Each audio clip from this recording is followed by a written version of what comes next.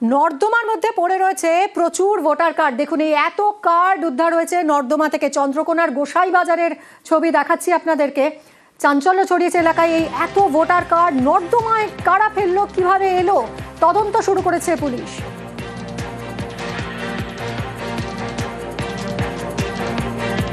আর এই নিয়েই আরো জানবো, সুকান্ত রয়েছে সঙ্গে। সুকান্ত, এত এত ভোটার কার্ড ড্রেনের মধ্যে কিভাবে এলো, পুলিশ কি বলছে?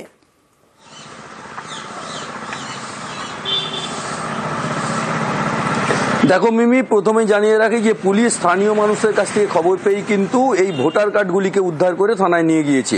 চন্দ্রকোনা পৌরসভার ৫ নম্বর ওয়ার্ড গোসাইবাজার এলাকায় কিন্তু এই ড্রেনের মধ্যে একাধিক প্রচুর ভোটার কার্ড, যে কার্ডগুলি কিন্তু উদ্ধার হয়েছে। এবং এই কার্ডগুলি কোথা থেকে আসলো, কিভাবে এখানে কে ফেলে দিয়ে গেল, পুরো তদন্ত শুরু করছে পুলিশ। আর এই পুরো বিষয়টি নিয়ে কিন্তু রাজনৈতিক তরজা শুরু হয়েছে।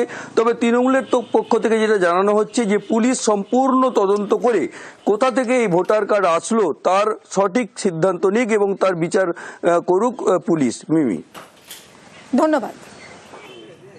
আপনার বাড়ির সামনে পড়েছিল? হ্যাঁ, ট্রেনেতে। হ্যাঁ। কি দেখলেন? কিছুই দেখিনি, ওই ভোটার কার্ড পড়ে আছে, লোকে দেখেছে সেটা আমরা দেখতে পাচ্ছি। আবার মানে ভোটার ব্যাগ গাদা ছিল? হ্যাঁ, মানে কে ফেলেছে, কি ফেলেছে, কখন দেখলেন? পুলিশ নিয়ে গেল? হ্যাঁ। কি মনে হচ্ছে, কি বলবেন? হ্যাঁ, কি মনে হচ্ছে? কি আর মনে হবে, যারা ডুপ্লিকেট কাজ করতো তারা ইয়ে করে ফেলে দিয়ে গেছে। আবার কি কিছু ভোটার কার্ড সিজ হয়েছে ওইখান থেকে। আমরা প্রশাসনের দ্বারস্থ হয়েছি এবং প্রশাসনের কাছে আমরা দাবি রেখেছি উপযুক্ত তদন্তের সাথে প্রশাসনিক প্রতিক্রিয়া আমরা দাবি করেছি। স্বাভাবিকভাবে উপযুক্ত তদন্ত হোক, এই ভোটার কার্ড কোনখান থেকে এলো, এই ভোটার কার্ড কেনই বা এলো, এবং আমরা বারংবার প্রশাসনের দ্বারস্থ হব এবং প্রশাসনকে বলবো উপযুক্ত তদন্ত করে সঠিক প্রতিক্রিয়া দিতে। এই সাধারণ মানুষের ভোটার কার্ড চুরি করে ছাপ্পা দিয়ে ভোটে জিতে এসেছে। ভোটে ছাপ্পা দেওয়ার জন্য ভোটার কার্ড চুরি, তার সাথে সাথে বিভিন্ন সরকারি প্রকল্পের টাকা আত্মসাৎ করার জন্য বিভিন্ন সাধারণ মানুষের ভোটার কার্ড কেড়ে নেওয়ার অভিজ্ঞতা এই সময়কালে আমাদের তো সকলেরই আছে। আর এটা তৃণমূলের কাজ, তৃণমূল এভাবেই আছে টিকে, এবং ওদের টিকে থাকতে গেলে এছাড়া অন্য কোনো পথ নেই। আমি খবর পেয়েছি ৫ নম্বর ওয়ার্ডের ড্রেন থেকে পাওয়া গেছে ভোটার কার্ডগুলো। তো প্রশাসন নিয়ে গেছে, প্রশাসন দেখুক, এটা তো আমাদের ম্যাটার নয়। প্রশাসন তদন্ত করে নিশ্চয়ই সলিউশন হবে। আইনি যুদ্ধে একাধিকবার ধাক্কা, আর এবার প্রশাসনিক চাপ তৈরির চেষ্টা নির্বাচন কমিশনের। মুখ্য নির্বাচন কমিশনারের হুঁশিয়ারি, 5 বছর সংরক্ষিত থাকবে এসআইআর এর নথি। পরে ভুল ধরা পড়লেও শাস্তি পেতে হবে।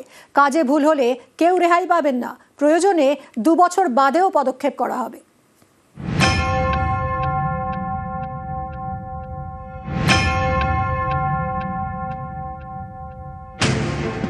এসআইআর নিয়ে আইনি যুদ্ধে একাধিকবার ধাক্কা খেয়েছে নির্বাচন কমিশন। তাই কি এবার প্রশাসনিক চাপ তৈরির চেষ্টা? এসআইআর নিয়ে শুক্রবার ভার্চুয়াল বৈঠকে বসে কমিশনের ফুল বেঞ্চ। বৈঠকে ছিলেন পশ্চিমবঙ্গের সিইও, জেলা শাসক এবং অবজারভাররা। সেখানেই মুখ্য নির্বাচন কমিশনার জ্ঞানেশ কুমারের হুঁশিয়ারি, এসআইআর প্রক্রিয়া চলাকালীন যেসব নথি নেওয়া হচ্ছে তা কমিশনের তথ্য ভাণ্ডারে সংরক্ষিত থাকবে। 1 বছর বা 2 বছরের জন্য নয়, 5 বছরের জন্য সংরক্ষিত থাকবে। কয়েক বছর পরেও ভোটার তালিকায় কোনো বিদেশির নাম ধরা পড়লে সংশ্লিষ্ট অফিসারকে শাস্তি পেতে হবে। এখানেই শেষ নয়, মুখ্য নির্বাচন কমিশনারের হুঁশিয়ারি, এসআইআর এর তথ্য আপলোডে ভুল হলে কেউ রেহাই পাবেন না। ডিএম, ইআরও, এইআরওদের বিরুদ্ধে ব্যবস্থা নেওয়া হবে। 2 বছর বাদেও কমিশন পদক্ষেপ করতে পারবে। এদিন ভার্চুয়াল বৈঠকে মুখ্য নির্বাচন কমিশনার এও বলেন, অনেক জায়গা থেকে ভুল নথি আপলোড করা হচ্ছে। নথি হিসেবে কোথাও সংবাদপত্র আপলোড করা হয়েছে, কোথাও পাসপোর্ট আপলোড করার কথা বললেও সাদা কাগজ আপলোড হয়েছে।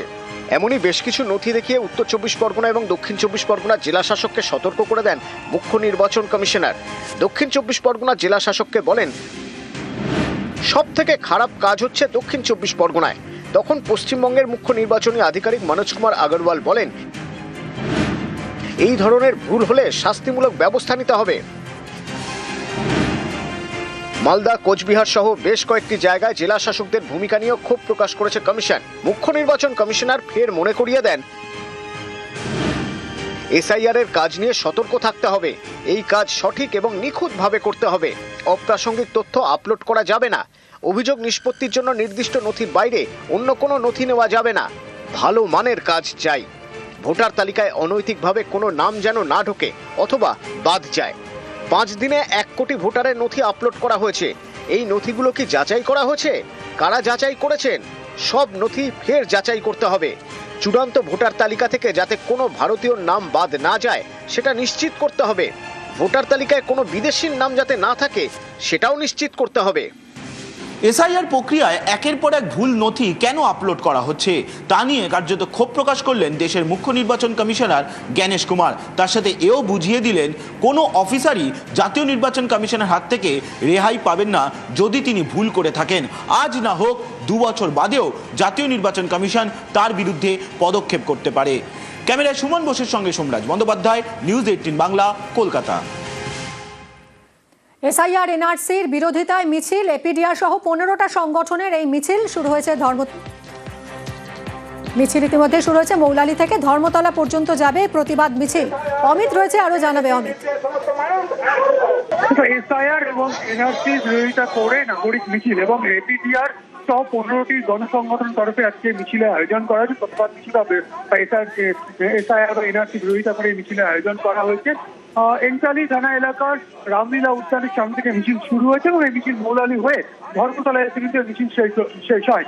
এসআইআর পর্ব যে অবধি শুরু হয়েছে বা যে ঘোষণা, সে ঘোষণার সময় থেকেই এপিডিআর সহ এই সমস্ত গণসংগঠনের তরফ থেকে তারা বিভিন্ন প্রতিবাদ কর্মসূচি তারা করেছেন। সেক্ষেত্রে তাদের যেটা বক্তব্য, প্রাথমিকভাবে এসআইআর করা এবং এসআইআর শেষ হলে সেই সমস্ত ডকুমেন্ট যদি সরকারের কাছে থাকে, ডিজিটালাইজেশন ফর্মে যে সমস্ত ডকুমেন্ট আছে সেই সমস্ত ডকুমেন্টকে সামনে রেখে পরবর্তী সময় এনআরসি করার পরিকল্পনা রয়েছে কেন্দ্রীয় সরকারের। তারই তারা বিরোধিতা করছেন এবং তারা বলছেন যে নাগরিকদের কিভাবে দেশের নাগরিকত্ব তাদের নাগরিকত্ব থেকে বঞ্চিত করা যায়, বঞ্চনা করা যায় বা কেন তাদের নাম বাদ দেওয়া হবে, এই সমস্ত তারই প্রতিবাদে তারা কিন্তু আজকের এই মিছিল করেন এবং মিছিল শান্তিপূর্ণভাবেই এই এলাকা থেকে ধর্মতলায় এসে মিছিল শেষ হয়েছে। ধন্যবাদ অমিত। এসআইআর চলছে, আসলে এসআইআর এর তথ্যগুলো নিয়ে এনআরসি হবে এবং এনআরসিতে মানুষকে কয়েক কোটি মানুষ তারা বাদ যাবেন। যে শ্রমজীবী মানুষ আমাদের দেশকে গড়ে তুললেন, যারা উদয়স্ত পরিশ্রম করে ফসল ফলান, যারা কলের কারখানায় কাজ করেন, তাদের ওই দুটো কাগজ নেই, শুধুমাত্র এই অজুহাতে তাদের ভোটাধিকার থেকে কেড়ে নেওয়া হবে, এইটার বিরুদ্ধে আমরা আজকে রাস্তায় নেমেছি।